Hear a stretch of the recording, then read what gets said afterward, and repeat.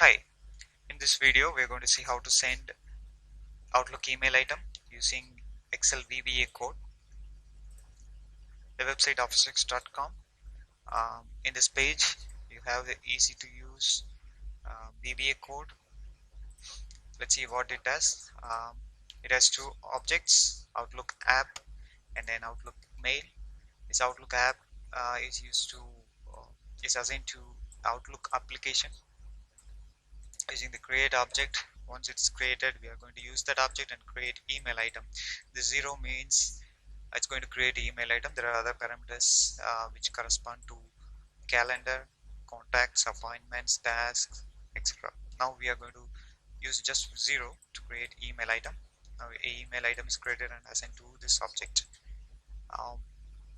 So for this email object we need to assign other properties like to that is the email ID of the recipient, and then other recipients in CC, BCC, subject, body, and here this dot display command will open up the email created.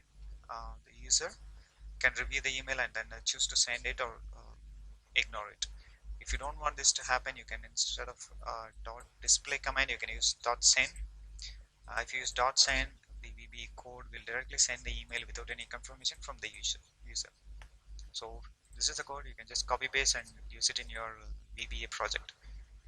This page also has the procedures on how to create a Excel which can send the email to multiple recipients, a list of recipients. You can see here there are 2 recipients here, and there are different messages to each recipient.